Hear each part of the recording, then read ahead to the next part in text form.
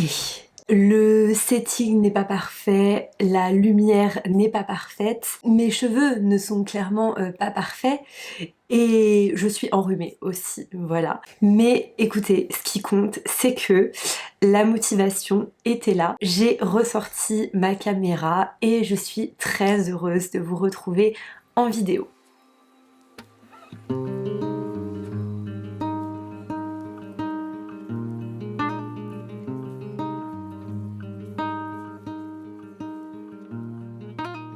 Hey, salut, c'est Loli de la chaîne Lolifant, j'espère que vous allez bien. Ça fait longtemps, si longtemps, trop longtemps que je ne vous ai pas posté de vidéo, ça fait plus d'1 an. Comme vous vous en doutez, il s'est passé plein de choses pendant le temps où je n'ai pas posté ici. Il s'est passé plein de choses et il y a eu plein de lectures aussi. Je me suis rendu compte que, tout simplement, ça me manquait de partager ça avec vous. Je ne veux pas faire de promesses parce que je sais déjà que le futur me réserve pas mal de changements et donc je ne veux pas faire de plan sur la comète et je verrai comment je gère le moment venu. Mais sachez qu'en tout cas aujourd'hui, à un instant T, j'ai la volonté en fait d'essayer de trouver une organisation pour réussir à nouveau vous poster du contenu régulièrement. Je vais faire de mon mieux et j'espère que ça vous plaira. Et pour recommencer ici, je me suis dit que ce serait pas mal que je vous fasse un petit état des lieux d'où j'en suis dans mes sagas. Pour ceux qui me connaissent, ce sera l'occasion pour vous de voir ce que j'ai terminé ou pas, de voir ce que je continue à lire. Et pour ceux qui me découvrent, ça vous donnera peut-être un aperçu un petit peu de mes goûts de lecture. C'est amusant quelque part parce que je reprends en vous parlant de sagas. Et pourtant, celles et ceux qui me suivent déjà se rappellent peut-être que les sagas, ce n'est pas en fait la majorité de ce que je lis et c'est pas ce vers quoi je vais le plus, même si c'est quelque chose de très représenté en imaginaire. En général, comme les sagas c'est quand même un investissement conséquent en temps, c'est aussi parfois malheureusement des sagas qui sont toujours en cours d'écriture et je pense que dans le monde de l'imaginaire, notamment de la fantasy, tout le monde a quelques exemples de sagas dont malheureusement on attend la suite depuis des années, je veux dire volontairement ou involontairement de la part de l'auteur, hein. Je suis pas du tout en train de blâmer les auteurs et les autrices, mais juste le fait est que je pense que certains d'entre nous ont pu connaître cette frustration de démarrer une saga, en fait, de vraiment attendre, être dans l'attente forte en fait de la suite, et que ça ne sorte, qu'on ne soit pas sûr en fait que ça sorte du tout. Et enfin, le dernier point avec les sagas, c'est que il y a certaines sagas où on sait en fait que l'auteur ou l'autrice sait où il va, mais il y en a d'autres, je pense, où des fois il y a un petit peu un effet succès du premier volume et alors que c'est quelque chose qui devait durer, je sais pas, 2 ou 3 tomes, on va se retrouver à étendre, à étaler la confiture sur la tartine et tout de suite c'est un petit peu moins savoureux, ou alors ce n'est pas forcément maîtrisé tout du long et on se retrouve en fait avec un récit qui est assez long mais qui a certes des temps forts mais aussi des temps faibles où on a l'impression qu'il y a un petit peu du remplissage, et ça je trouve ça dommage. Je dis pas du tout que c'est systématique, je voulais vous dire tout ça pour vous dire que je suis assez exigeante et sélective sur les sagas dans lesquelles je me lance. Il faut vraiment que je sois très motivée et vous verrez que je me tourne aussi très rarement vers des sagas à rallonge. J'arrête là mes considérations puisque au final on est quand même bien là pour parler de sagas.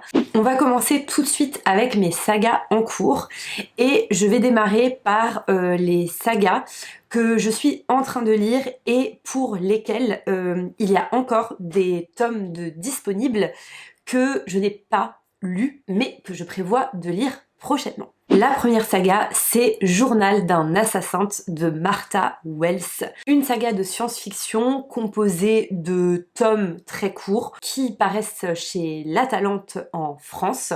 Dans cette saga, on va suivre une sec unit, c'est-à-dire une unité de sécurité, soit en gros un androïde dont l'objectif c'est d'être un garde du corps en fait dans des missions et qui pour ça dispose de tout un arsenal de combats mais aussi de ressources informatiques, d'attaque, de défense à sa disposition.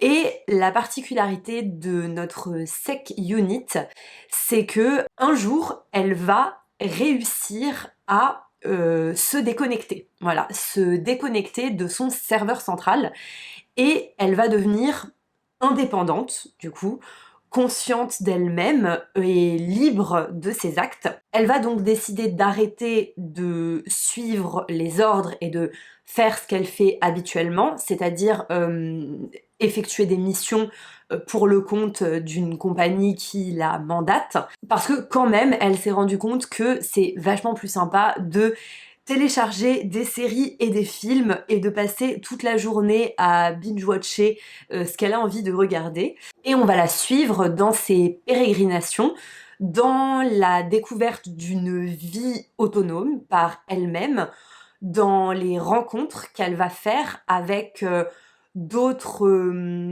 robots, d'autres êtres informatiques, mais aussi dans ces rencontres avec des humains. On va suivre toutes ces interrogations, en fait, face à ces interactions avec les autres, face au comportement des humains, face aux émotions aussi, qu'elle voit chez les autres et que quelque part elle ressent. C'est aussi un personnage qui est très drôle en fait, c'est une saga dans laquelle il y a pas mal d'humour parce qu'on va être en permanence dans ce contraste entre bah voilà, cette sec unit qui vient entre guillemets d'un milieu très dur et qui faisait un job franchement pas facile, pour lequel il y avait toute une série de choses qui étaient évidentes et qui se retrouvent notamment face au fonctionnement des humains qu'elle trouve super bizarre et pas du tout logique.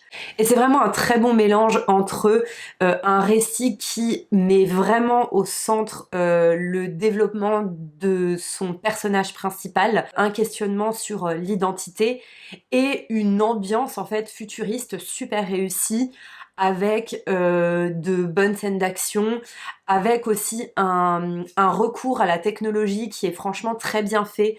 Tout ce qui est description d'action de piratage aussi est assez réaliste. J'en suis à 3 tomes de lus et j'ai le 4e dans ma pile à lire. Sur un total de 7 ou 8 tomes parus.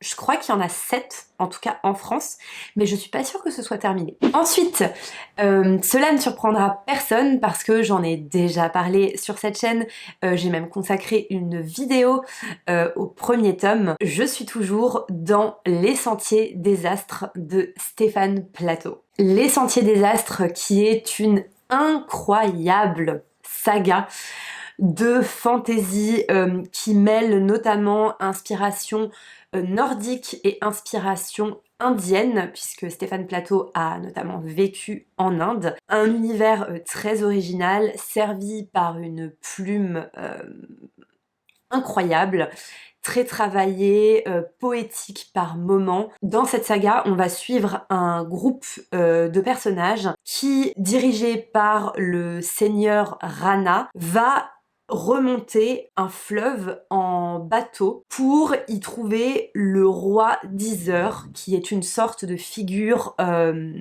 mythologique, une figure divine en fait, pour les aider dans le cadre d'un affrontement qui a lieu entre leur royaume et un autre royaume voisin. Il y a une guerre en cours qui fait de plus en plus de morts, dans lequel de la magie notamment intervient. Ils sont là pour essayer de retourner la situation à leur avantage. Dans ce groupe, le narrateur dont nous allons suivre la voix, c'est le barde, mais il y a toute une série d'autres personnages, notamment des guerriers, le cuisinier du groupe, une mystérieuse jeune femme et sa fille, et d'autres personnages dont le premier, Manesh, qui dans le tome 1 va être repêché, blessé dans le fleuve. C'est un univers plein de magie, avec un world building très travaillé, très cohérent, qui ne cesse en plus de s'étoffer avec les différents tomes, puisque les différents tomes, par le biais notamment de flashbacks et de récits, de souvenirs des différents personnages, vont nous amener à voyager dans différents endroits et à découvrir en fait de plus en plus cet univers. Au fil des tomes, on va aussi apprendre à connaître de mieux en mieux les différents personnages qui composent ce groupe et leurs secrets. Stéphane Plateau excelle également pour construire des scènes sous tension, voilà, où on ressent en fait tout l'enjeu qui est en cours, que ce soit des scènes de combat, des scènes avec des rencontres surnaturelles de divinités, comment dire, surpuissantes, qui nous dépassent, contre lesquelles on se demande ce qu'on va bien pouvoir faire contre des forces aussi puissantes. C'est vraiment une série d'une qualité tant, comment dire, narrative que littéraire incroyable, et honnêtement je pense qu'on peut être très fier d'avoir un texte de fantasy pareil en francophonie. J'ai lu les 4 premiers tomes, c'est-à-dire Manesh, Shakti, Meijo et Jaunes Yeux, mais je n'ai pas lu le tome bonus qui est sorti récemment, à savoir Les Embrasés. J'avoue que je suis un petit peu hésitante parce qu'en fait je sais qu'il contient la nouvelle Dévoreur que j'ai déjà lu, que j'ai en fait de façon séparée. J'avoue que j'ai un peu de mal en fait à racheter ce tome juste pour le petit bout d'histoire qu'il y a en plus, qui se concentre, je crois, pourtant sur un personnage qui m'intéresse, et j'ai envie d'en savoir plus.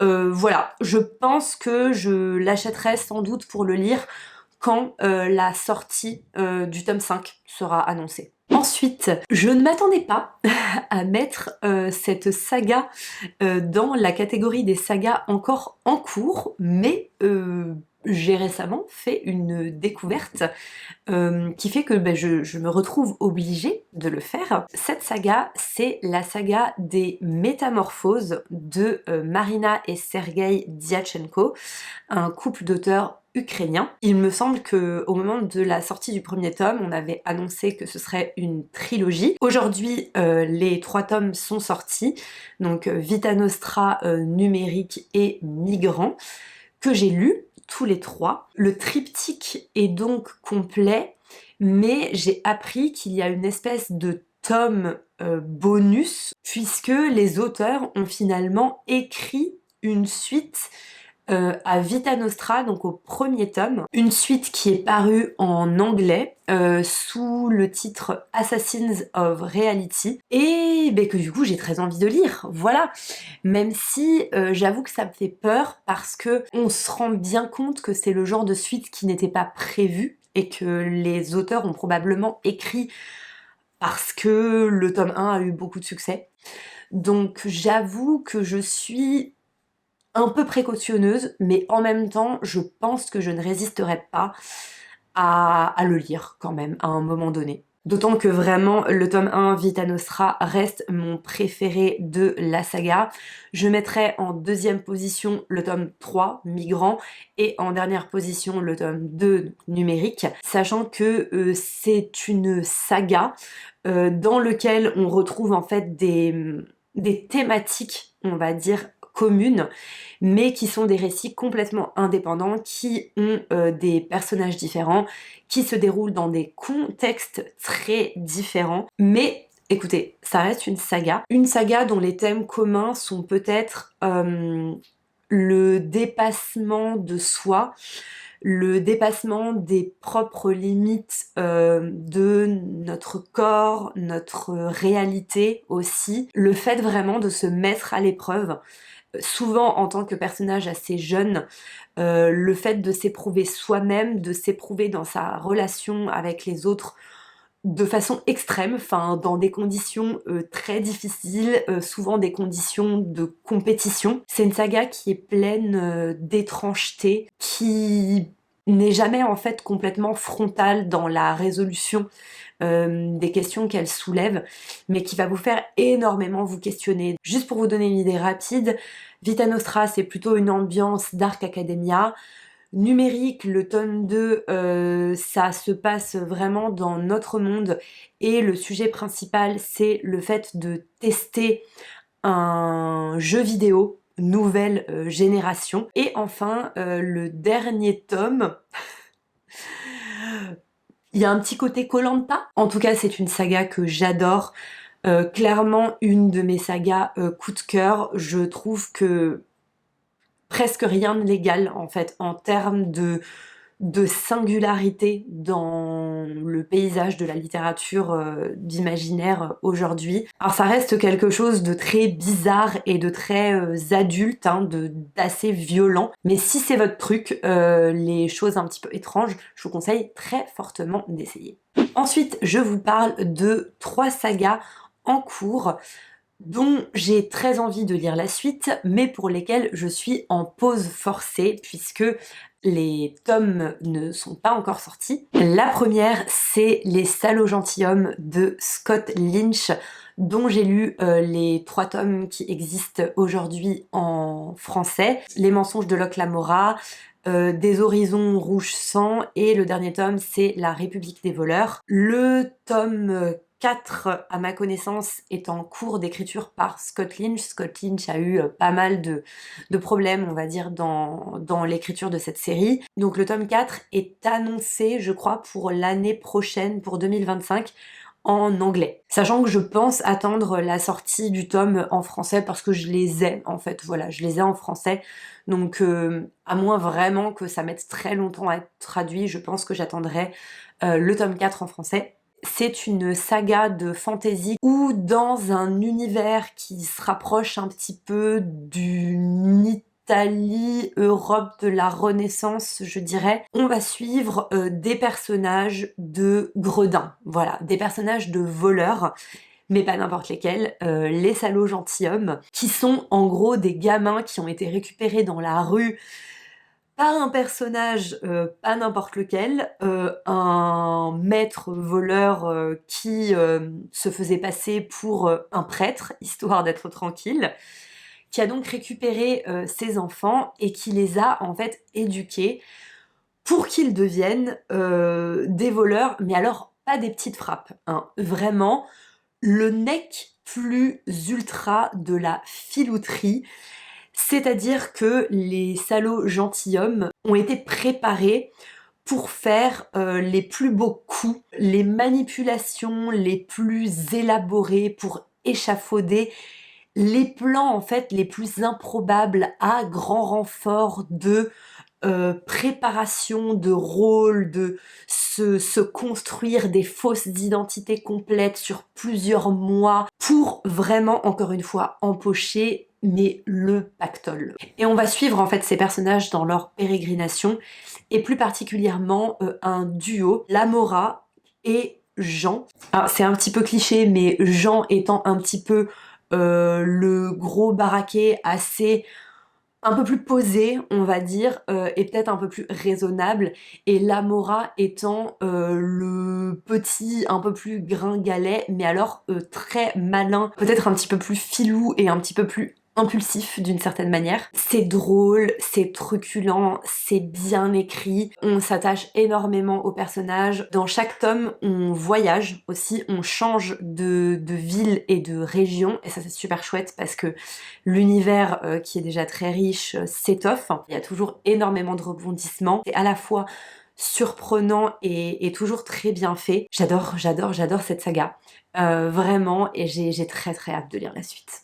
L'autre saga dont j'attends la suite, mais comme le Messie, c'est la saga Roi du Monde de Jean-Philippe Jaworski, un auteur français que malheureusement l'auteur a mis en pause pour écrire une autre saga, une trilogie qui s'appelle Le Chevalier aux épines, que je n'ai pas lu par esprit de contradiction. On n'est pas nombreux, hein, je crois, mais je fais partie de ces fans frustrés de Roi du Monde qui attendent la suite et qui, bah voilà, se retrouvent à devoir patienter.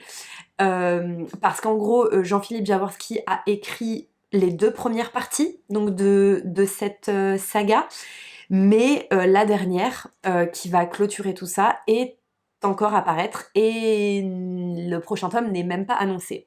Roi du Monde, c'est une série de fantasy historique qui se déroule en Gaule celtique, dans lequel on va suivre Bélovèze, qui est un membre de la tribu celte des Bituriges. Donc c'est une tribu qui a vraiment existé et qui en gros était basée dans le centre de la France. Et que dire de cette saga? C'est épique au possible. On plonge dans cette Gaule celtique qui nous est extrêmement bien présentée. Jean-Philippe Jaworski fait toujours pas mal de recherches historiques. Il va vraiment nous immerger tant à travers en fait l'univers qu'à travers la langue qu'il utilise, puisqu'il va retrouver en fait toute une terminologie qui était utilisée à l'époque. On retrouve en fait donc vraiment cette ambiance, évidemment cette ambiance très dure, cette ambiance de rivalité entre les différents clans, cette ambiance très guerrière aussi, qui aussi je trouve fait la force de cette série. Tout le côté en fait mystique, parce que on est à une époque où les personnages croient, leurs croyances, ce sont des choses qui sont vraies et qui se manifestent dans la réalité, la vie de tous les jours. Les divinités sont dans les rivières, les divinités sont dans les forêts. On va retrouver des divinités celtiques qui ont une influence sur les événements qui se déroulent, et c'est tellement immersif. Et le personnage qu'on va suivre, Bélovèze, c'est vraiment un guerrier celte, quoi, avec une volonté et des problématiques qui sont propres à son statut. C'est un prince, et il est le neveu de celui qui est actuellement le roi de la Celtique, c'est-à-dire celui qui gouverne, entre guillemets, tous les autres clans. Et donc Bélovèze, il va se retrouver mêlé à des jeux de pouvoir qui vont l'impacter lui, mais aussi sa famille, et notamment son frère Ségovèze, dont il est très proche. Et ce que j'adore, c'est que c'est un personnage qui est complètement différent de nous, qui, quand on le rencontre, peut nous paraître un peu étrange et qui peut un peu nous rebuter d'une certaine manière. Mais, et c'est ce que j'adore, au fur et à mesure des tomes, on apprend vraiment à le découvrir, et tous les autres personnages qui composent cette fresque, et c'est aussi en apprenant plus sur l'histoire des personnages de l'entourage de Bélovèze qu'on va apprendre en fait à mieux le connaître lui et à davantage l'apprécier. Les personnages secondaires s'étoffent de plus en plus, notamment les personnages féminins qui sont, il est vrai, pas forcément très présents et un peu maltraités sur le début, vont vraiment prendre de plus en plus d'importance, et où on va avoir des figures féminines qui sont complexes en fait, et qui, certes, même si elles sont moins nombreuses que tous les guerriers, que tous les chefs de guerre qu'on va croiser, sont néanmoins véritablement importantes et véritablement creusées. Et vraiment, Jean-Philippe Jaworski s'aide pas à la facilité, parce qu'on a certains personnages qui sont complexes, vraiment. Et ce que je trouve chouette aussi, c'est que Le personnage principal, donc Belovez, va faire certaines choses. Il y a des moments où il fait des trucs et on est là, vraiment, t'es sûr que c'était une bonne idée là de faire ça? Et ce qui est bien, c'est qu'on va finir en fait par lui demander des comptes et qu'il y a des choses qu'il fait qui sont assez graves, mais c'est quelque chose qui va être traité, voilà. C'est quelque chose qui va être traité plus tard dans le récit. Mais je peux pas trop vous en dire. Enfin bref, j'adore cette série. C'est la seule, je pense, quasiment, en imaginaire adulte, dans lequel il y a des scènes de bataille ou d'affrontement qui m'ont fait ressentir une intensité aussi forte que celle que je ressens quand je regarde la trilogie du Seigneur des Anneaux en film de Peter Jackson. Voilà.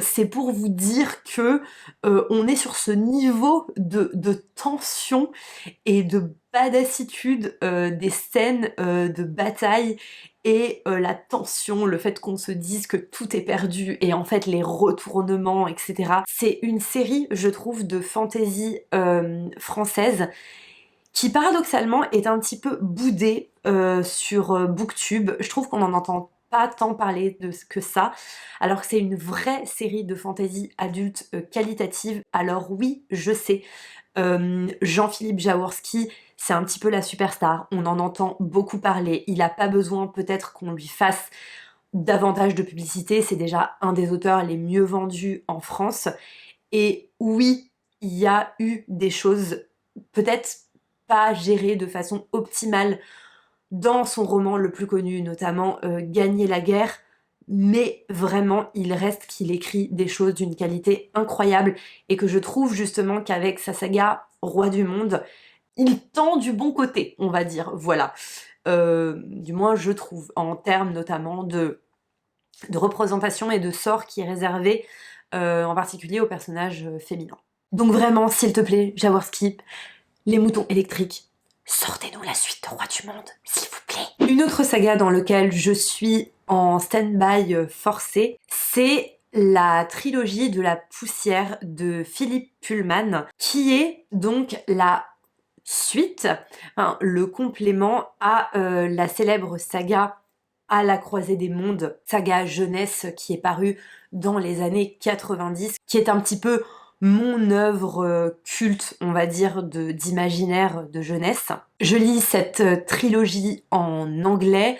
J'ai lu le premier tome qui s'intitule La Belle Sauvage, que ce soit en anglais ou en français, et le deuxième tome qui s'intitule The Secret Commonwealth. Le tome 3, ça c'est sûr, n'est pas sorti et je ne sais pas pour quand il est annoncé. Cette trilogie, comment dire, c'est compliqué. La Belle Sauvage, vraiment, c'était un préquel en fait à la croisée des mondes. Et j'avais beaucoup aimé, vraiment. Il y avait une ambiance à la fois grave et magique et ça fonctionnait assez bien. Le tome 2, comment vous dire? Le tome 2, c'est un crève-cœur, en fait, pour ceux qui sont très attachés à cette saga comme moi. Et même si c'est intéressant, je trouve que Philippe Pullman fait certains choix que je trouve assez maladroit. Je pense notamment à, comment dire, l'intrigue amoureuse, voilà, que je trouve assez, comment dire, questionnable. Et aussi, à un certain passage, une scène d'agression qui, je trouve, est assez maladroite. Voilà, mais je pense que vous en avez peut-être entendu parler si vous vous intéressez à cette série. Donc j'avoue que ce deuxième tome m'a laissé un peu, comment dire...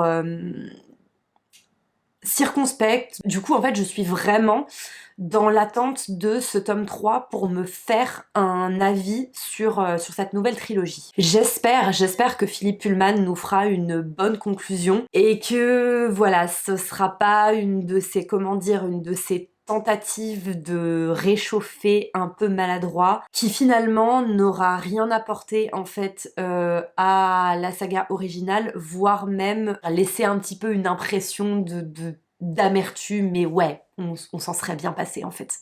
Donc je croise les doigts. Ensuite, je voulais vous parler très rapidement des sagas. Alors, on pourrait considérer que c'est des sagas en cours, mais en fait, je les appellerais plutôt les sagas à reprendre. Parce que c'est des sagas que j'ai démarré il y a vraiment longtemps, dans lequel, voilà, j'ai pas mis le nez depuis un moment, mais pour lequel il faudrait vraiment que je me remotive parce que jusqu'à maintenant j'ai beaucoup aimé et que je pense vraiment que ça vaut le coup. La première, c'est le Disque Monde de Terry Pratchett, saga de fantasy humoristique britannique qu'on ne présente plus. Saga dont je n'ai lu en fait que quelques tomes, mais avec lequel j'ai à chaque fois passé un moment délicieux. J'ai notamment très hâte de continuer le cycle du guet, le cycle de la mort et le cycle des sorcières. En plus, ça fait partie de ces livres où je sais que ça va pouvoir me faire une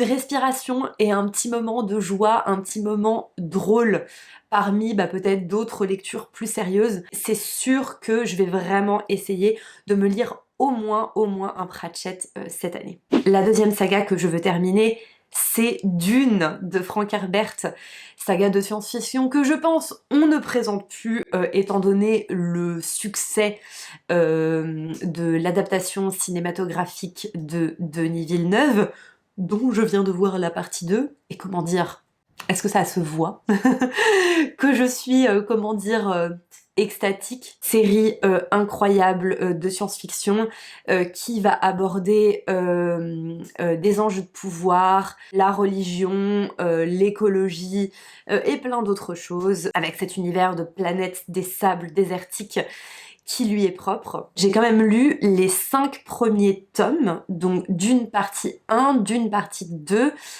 Le Messie de Dune, Les Enfants de Dune et L'Empereur Dieu de Dune. Du coup, il ne m'en reste que 2. Les Hérétiques de Dune et La Maison des Mers. Donc voilà, là en plus, je viens de voir le film partie 2. Ça m'a bien remotivée. Alors même si... Soyez prévenus. Ça part en cacahuète, quand même, hein. Il faut le savoir. Vous pourrez déjà le sentir si vous visionnez les 2 films, notamment la deuxième partie, mais ça continue à vous surprendre, quoi. Voilà, ça continue à être assez inattendu. J'ai quand même vraiment envie d'aller au bout de cet univers pour voir juste jusqu'où Frank Herbert a voulu aller. Et j'ai notamment, je l'avoue, très envie de lire le dernier tome, La Maison des Mers, parce que j'ai cru comprendre que c'est un tome qui est consacré au Bene Gesserit, donc cet ordre de femmes avec des pouvoirs, qui a construit en fait tout un culte autour de lui et qui a de grands plans, on va dire. On apprend un certain nombre de choses en fait sur elle, mais apparemment ce tome vraiment permet d'avoir encore des clés de lecture complémentaires et de comprendre encore un petit peu plus quel est exactement leur dessin. Et donc j'ai très envie de le lire. Et écoutez, je vais essayer de le faire, voilà, je vais essayer de m'y remettre. Je me fixe pas forcément comme objectif de le finir cette année ou même de lire la suite cette année, mais je sais que je veux le faire, voilà, qu'à un moment donné je veux le faire. Et c'est un petit peu pareil avec la saga suivante. Je me fixe pas forcément de la continuer cette année, mais à un moment donné, je sais que je vais vouloir le faire. La dernière saga à reprendre dont je voulais vous parler, c'est la saga d'Hyperion. J'ai lu le tome 1 et le tome 2, qui sont Hyperion et la chute d'Hyperion, qui constituent en fait la première partie, le premier arc de cette saga, mais je n'ai pas lu la deuxième partie qui est Endymion. Cette deuxième partie est considérée comme étant aussi qualitative, il me semble, que la première. Si jamais vous l'avez lu, n'hésitez pas à me le dire.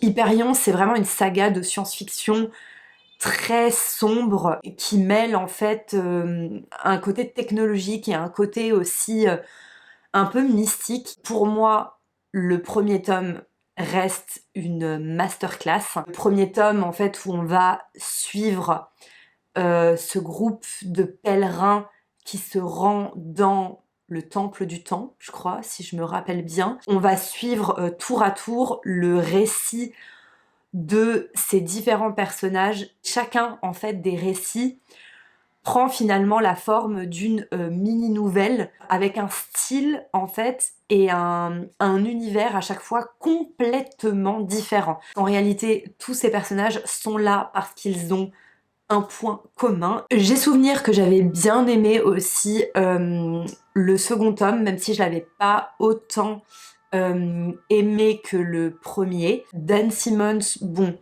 c'est un auteur qui est franchement loin d'être parfait. Il y a même certaines choses franchement de lui que j'ai lues et qui m'ont un petit peu dégoûtée, quoi. On va dire que ces points en fait problématiques, je les ai pas vus dans Hyperion. Donc j'espère que je les verrai pas dans Endymion. Voilà, j'avoue que je pense que je suis quand même curieuse de terminer cette saga.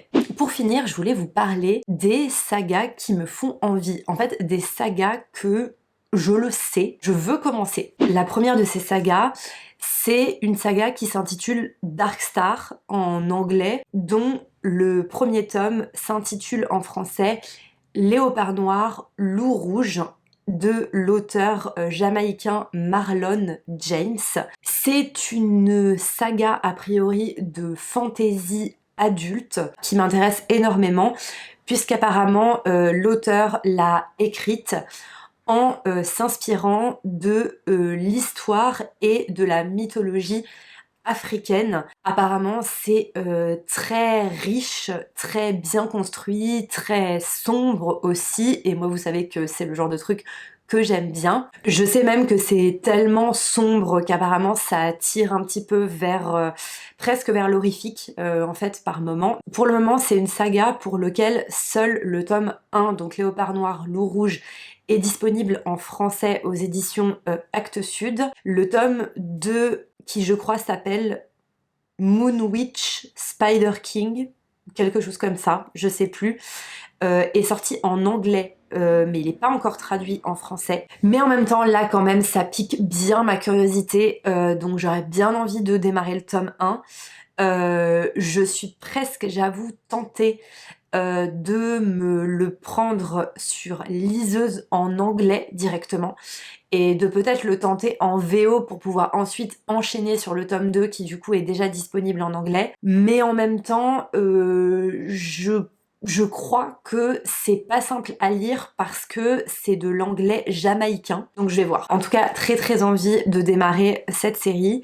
Et l'autre saga qui me fait vraiment vraiment de l'œil, c'est la dynastie des Dents de Lion de Ken Liu, The Dandelion Dynasty, dont le premier tome est La Grâce des Rois en français, qui est une saga de fantasy d'inspiration chinoise par Ken Liu, que je connais pour ça et que j'adore pour sa science-fiction, qui ne m'a jamais déçue dans les nouvelles que j'ai pu lire de lui. La seule chose qui me freine, c'est que c'est une énorme saga qui fait 5 tomes, si je me trompe pas, en VO. Je crois qu'il y en a 3 qui sont disponibles en français.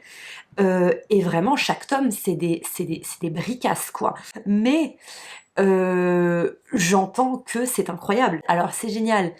Si on aime la fantaisie historique et les complots politiques, les histoires de guerre, de rivalité politique entre différents personnages, entre différentes puissances, etc. Parce que je pense que c'est vraiment ça le centre le centre du récit. Mais ce qui me motive énormément, c'est que, alors oui, c'est long, mais apparemment, ce n'est pas, mais pas du tout décevant. C'est-à-dire que plus on avance, meilleur c'est, et apparemment on arrive vraiment à la conclusion de la saga en se disant mais c'est génial, ça fait sens, on voit que l'auteur avait tout prévu entre guillemets depuis le début, et ça je trouve ça génial. Le seul truc c'est que je sais que je vais devoir dégager beaucoup de temps pour pouvoir le lire. Si vous avez lu La Dynastie des Dents de Lion et que vous avez des arguments pour me faire sauter le pas, n'hésitez pas, allez-y en commentaire.